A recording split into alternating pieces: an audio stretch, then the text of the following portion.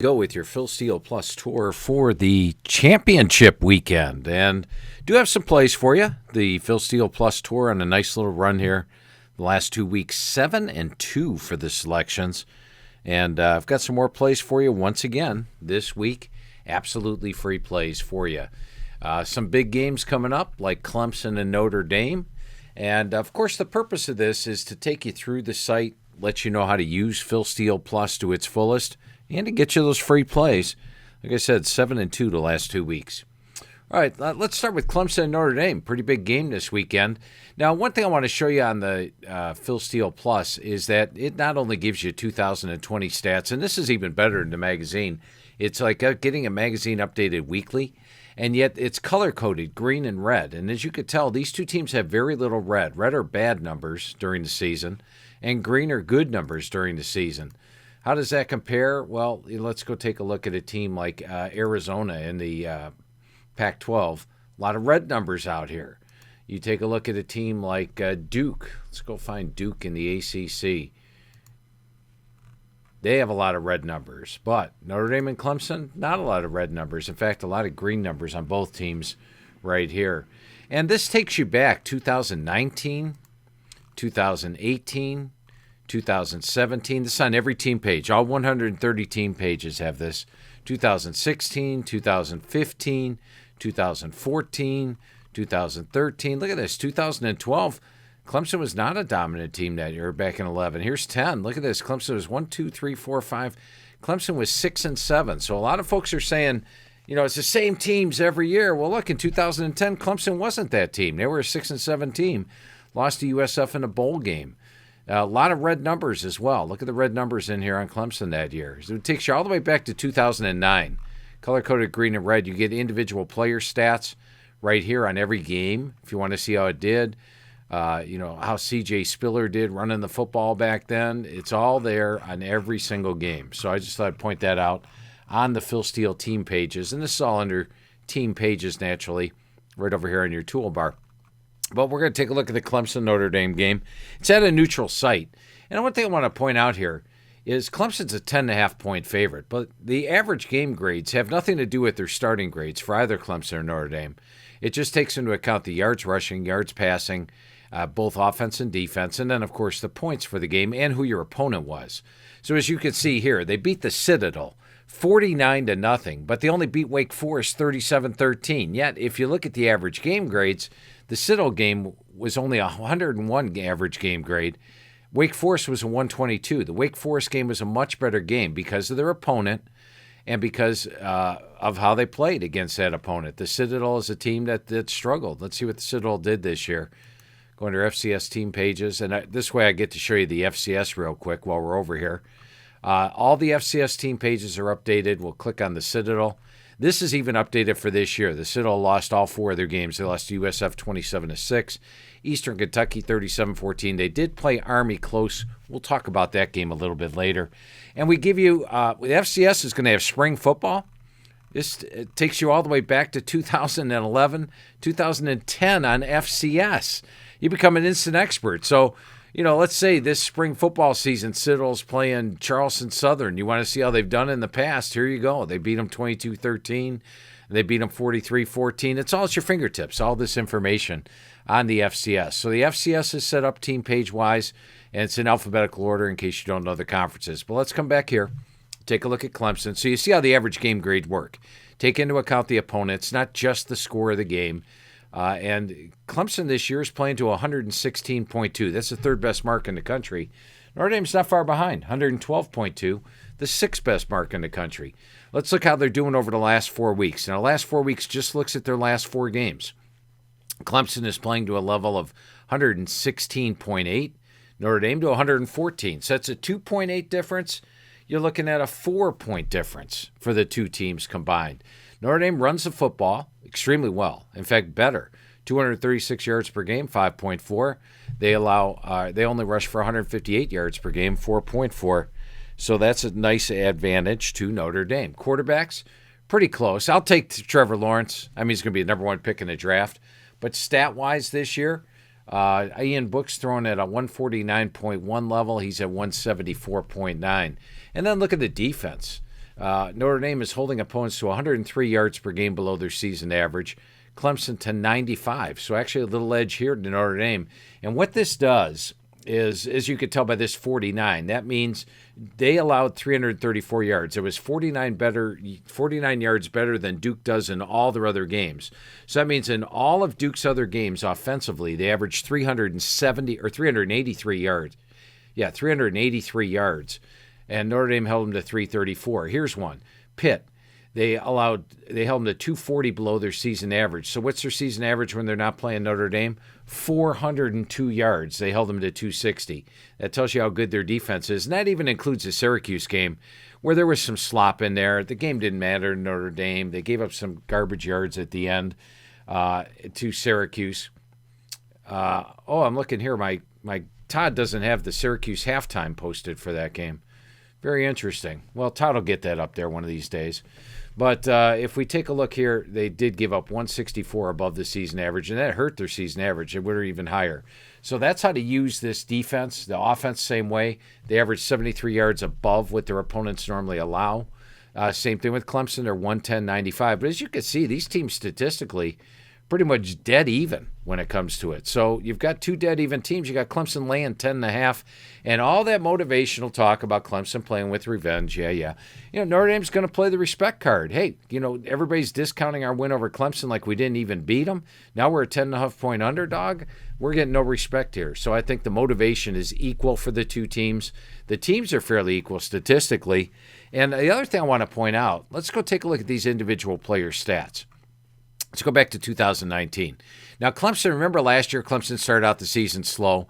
And after this North Carolina game, everybody's like, oh, Clemson's not a very good team. They don't deserve to be in the top 6. And then here on Phil Steele Plus, every week I started using Clemson.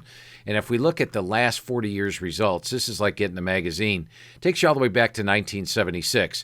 And once again, I want to point out that, people are saying, hey, it's just Clemson, Alabama, Ohio State. We can't have that forever.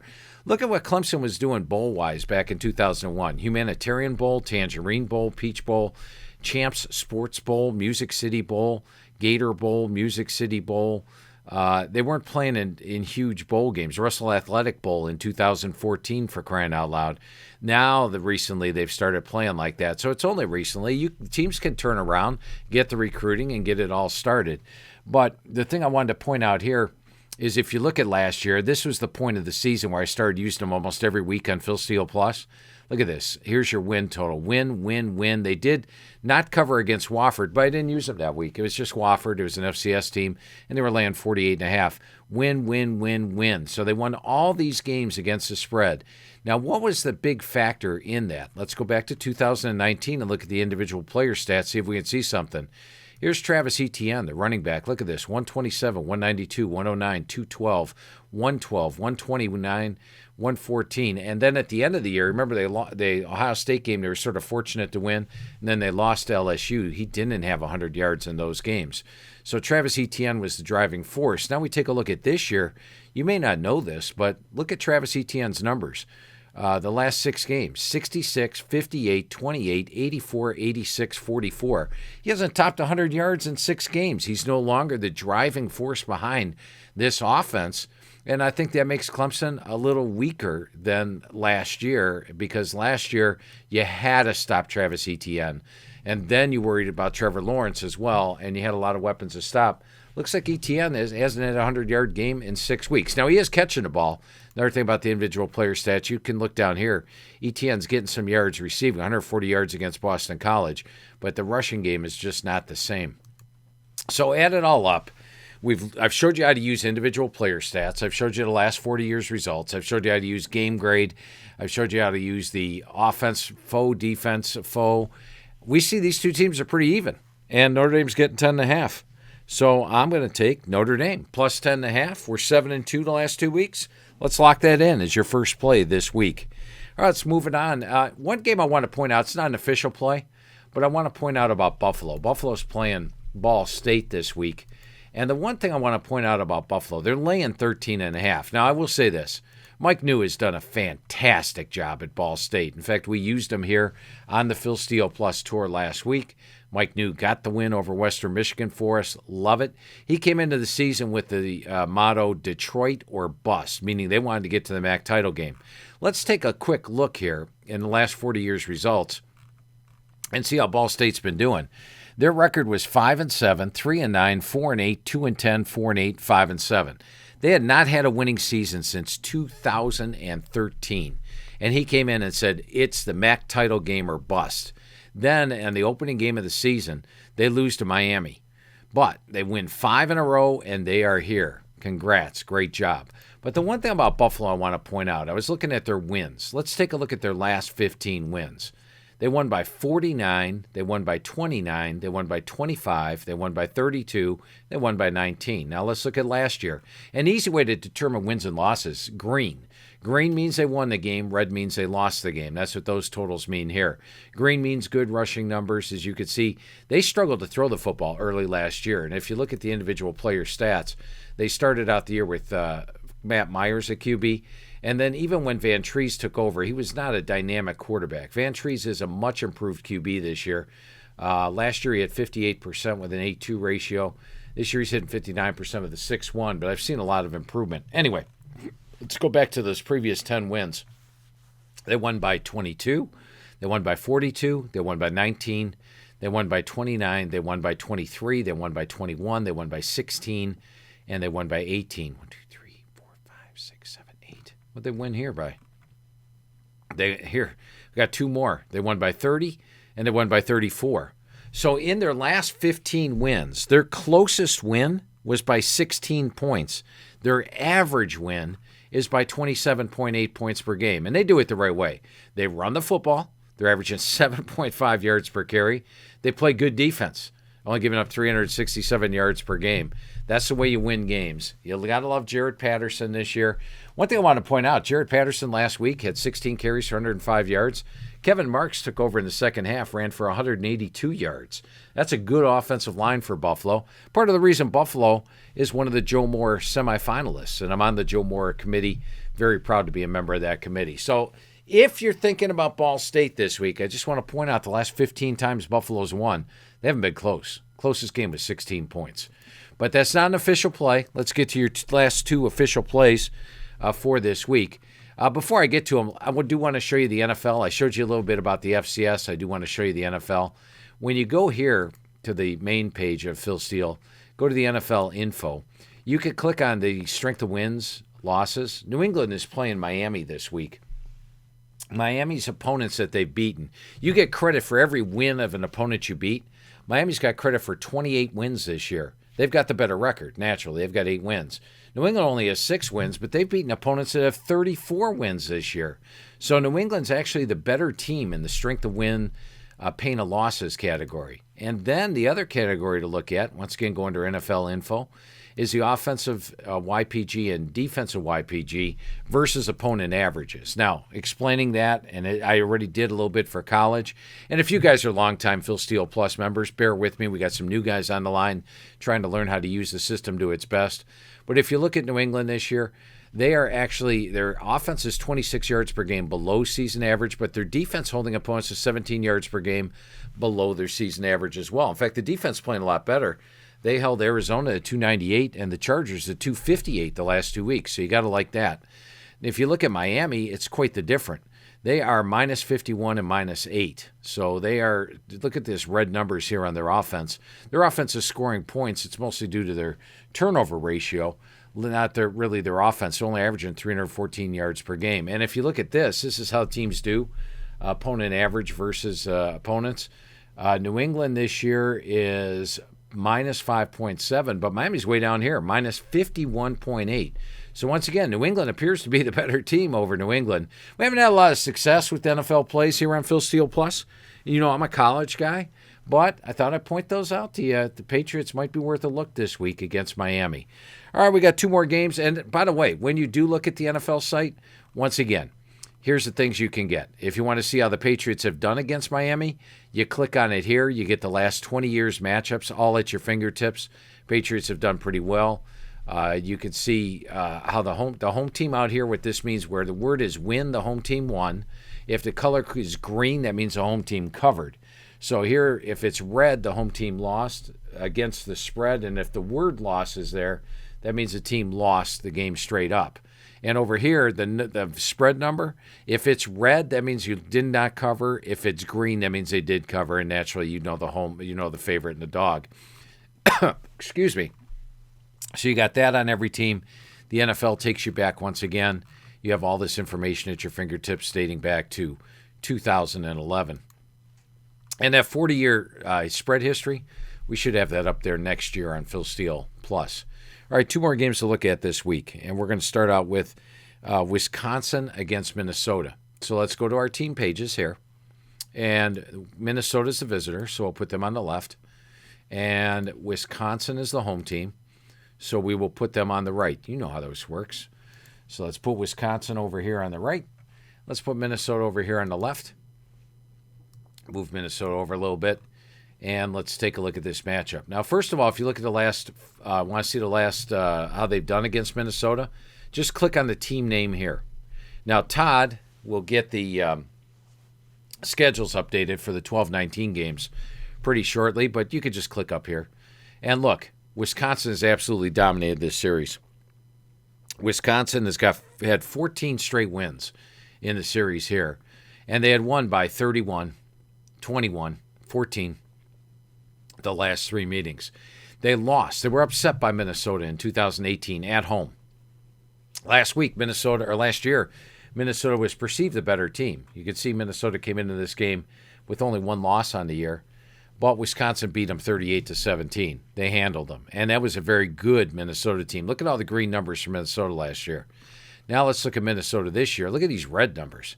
And if you give up a lot of yards rushing and you're playing Wisconsin, just in. Not a good thing.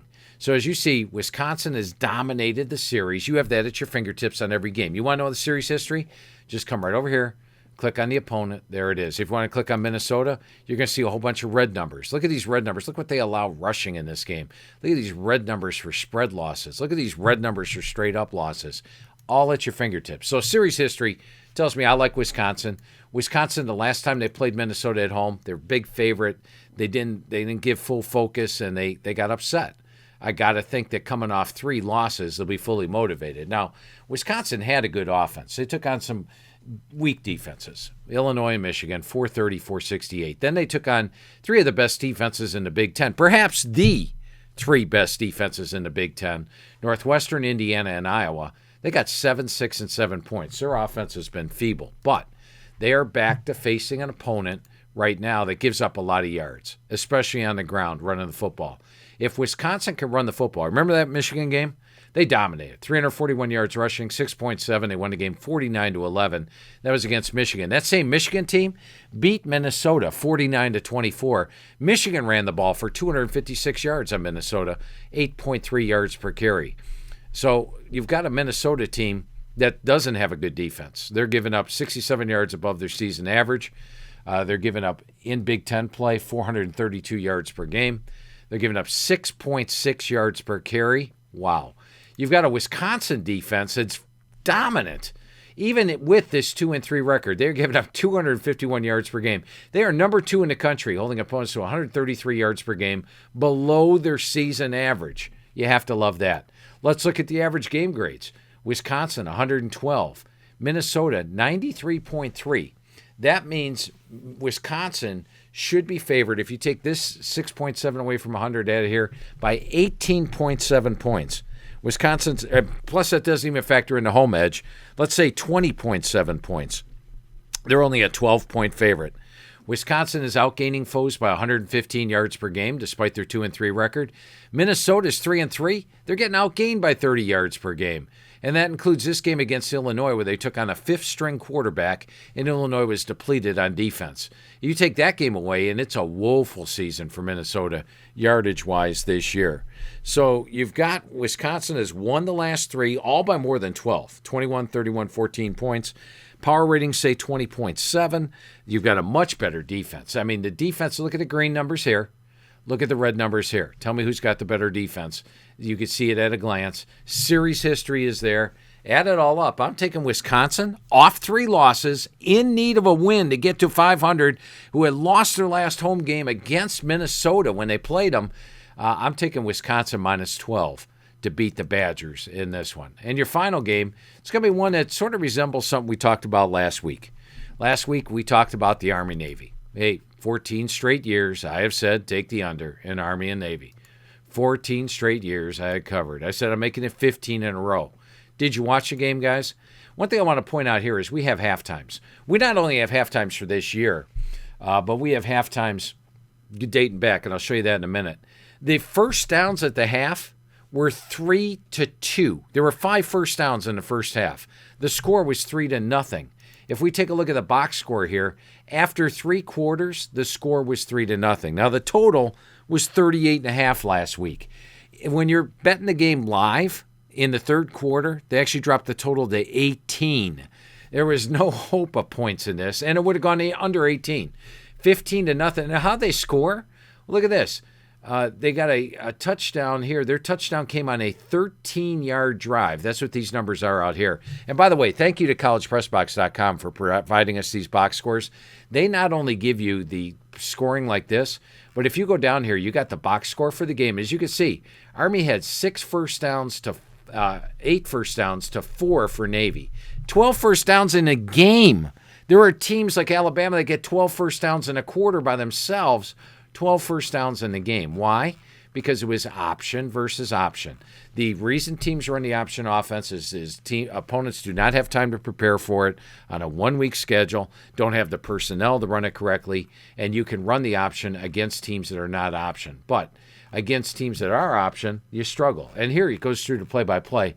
I go through the play-by-play of every single game. Thank you once again, collegepressbox.com, for providing that. But as you can see at the half, actually after 3 quarters, the first downs were 5-4, and they finished 8-4 for the game. That's remarkable.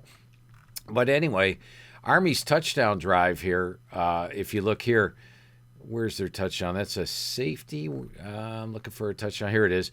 13-yard drive. Navy fumbled on their own 13. They drove 13 yards, 5 plays to get it. So that's what these numbers mean at the top. That's your drive chart. The second number is the yards. The first one is the plays. So right here, this is your, take it back to here, 13 yards, 5-play drive. That was the only touchdown of the game. Nobody drove the ball in this game. So we see how option does against option. I talked to when I did the Citadel. I said I'm going to bring them back up. Citadel runs an option offense. Let's go click on the Citadel again so you can see that they run an option offense. And we click on the Citadel, which is tricky. You might look under the letter C, but it's actually they're called the Citadel. As you can see, look at their pass attempts, 11, 9, 10. They've run the football, 67, 48, 54, 46. It's an option offense. Option against option. They held Army to 228 yards. Army held them to 218. Option versus option. Georgia Southern. Now, while the point total got there, 28-27, Georgia Southern got 2 touchdowns on, I think, 8 yards of drives. Let's take a look exactly what happened there. Georgia Southern, their first one was a 1-yard drive after a fumble, and they got a 22-yard fumble return for a touchdown. So there was some weird stuff going on in this game to get it to 28-27, but look at the yards. Option versus option, 268 yards, 311. Option versus option, 162 versus 117. Guess what? Air Force runs the option. So that's an advantage, once again, to the under. Now, you might be wondering, okay, we know Army and Navy, 15 straight years now, they've gone under. What about Air Force and Army? Well, let's take a look. You have it at your fingertips. Phil Steele Plus delivers it all. Let's go to the last 40 years' results. When you go there, what we did is they did not put totals on the games back in 1996. I think it was about 1999 they started putting totals on marquee games, and then they started putting totals on every game here, 2003. Now, we chart everything, so we have totals on every game since 2003 when they became available on every game. We also have halftimes on every game since 2014. So now let's go look at Army and Air Force. You want to know how the totals have done? You've got it at your fingertips.